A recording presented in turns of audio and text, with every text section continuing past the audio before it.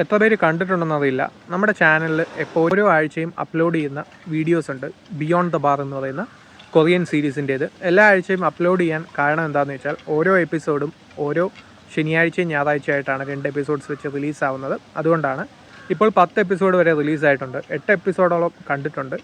So 7ാമത്തെ 8ാമത്തെ എപ്പിസോഡിൽ നടന്ന കുറേ ക്രൂഷ്യലായിട്ടുള്ള ഇൻസൈഡ് പൊളിറ്റിക്സിനെ കുറിച്ചും അതുപോലെ തന്നെ ഓരോ എപ്പിസോഡ്സും കണ്ടവർക്കറിയാം. കാരണം ഇത് കൂടുതലും ഒരു ലോ ഫേമിനെ ബേസ് ചെയ്തുകൊണ്ടുള്ള ഒരു കഥയാണ്. അതുകൊണ്ട് തന്നെ ആ ഒരു ലോ ഫേമിൽ നടക്കുന്ന ഇൻസൈഡ് പൊളിറ്റിക്സ്, ഹറാസ്മെൻറ്റ്, മാനേജ്മെൻറ്റിൻ്റെ പ്രശ്നങ്ങൾ, അവർ ഏറ്റെടുക്കുന്ന കേസുകൾ, അതിലേറ്റവും സ്പെഷ്യലൈസ് ചെയ്തിരിക്കുന്ന ഒരു സക്സസ്ഫുൾ ആയിട്ടുള്ള ഒരു അറ്റോർണിയും ഇൻറ്റേണും അവർ തമ്മിലുള്ള റിലേഷൻഷിപ്സ്, ആ ഒരു ഓഫീസിൽ നടക്കുന്ന പല പല രീതിയിലുള്ള സംഭവങ്ങൾ, അങ്ങനെ കണ്ടൻറ്റ് കൊണ്ട് നിറഞ്ഞ ഒരു സീരീസാണ് ബിയോണ്ട് ദ ബാർ. അതിൽ മെയിനായിട്ട് എടുത്തു പറയാനുള്ളത് ഈ ഒരു അറ്റോർണിയും ഇൻറ്റേണും തമ്മിലുള്ള റിലേഷൻഷിപ്പിലാണ് ഈ ഒരു സീരീസിൻ്റെ 7ാമത്തെ 8ാമത്തെ എപ്പിസോഡ് ഫോക്കസ് ചെയ്തിരിക്കുന്നത്.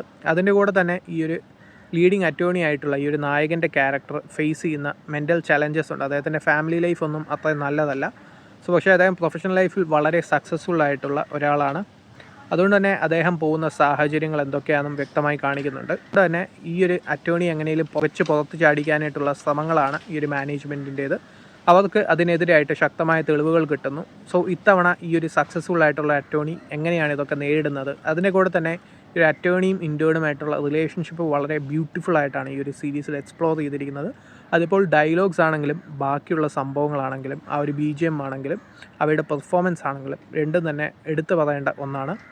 കാരണം എന്താണെന്ന് വെച്ചാൽ ഈ ഒരു സീരീസ് ഫോക്കസ് ചെയ്തിരിക്കുന്നത് തന്നെ ഇവർ രണ്ടുപേരുടെ ബേസിസിലാണ്. ഇവർ രണ്ടുപേർ തെളിയിക്കുന്ന കേസുകൾ അതെങ്ങനെയാണ്. കാരണം അവസാനം വരെ ഇവർക്ക് തെളിയിക്കാൻ പറ്റില്ല എന്ന് വിചാരിച്ചിട്ട് പിന്നെ അവസാനം ഇവർ ആ ഒരു കേസ് തെളിയിച്ച് കുറച്ച് ട്വിസ്റ്റുകളും സംഭവങ്ങളൊക്കെ ആയിട്ട് വരുന്ന സീരീസാണ് ഓരോ എപ്പിസോഡ്സ് നമുക്ക് ഓഫർ ചെയ്യുന്നത്. അതിൻ്റെ കൂടെ തന്നെ ഇവരുടെ പേഴ്സണൽ ലൈഫും പ്രൊഫഷണൽ ലൈഫും എങ്ങനെയാണ് ഇവരെടുക്കുന്ന ഓരോ ഡിസിഷൻസിനെയും, ഇവരുടെ പ്രൊഫഷണൽ ലൈഫിനെ പേഴ്സണൽ ലൈഫ് എങ്ങനെയാണ് ഇമ്പാക്റ്റ് ചെയ്യുന്നത്, അവർ പേഴ്സണൽ ലൈഫിനെ പ്രൊഫഷണൽ ലൈഫ് എങ്ങനെയാണ് ഇമ്പാക്റ്റ് ചെയ്യുന്നത്, ഇവരെടുക്കുന്ന ഓരോ ഡിസിഷൻസിനും ആ ഒരു ഇമ്പാക്റ്റ് ഉണ്ടാക്കും.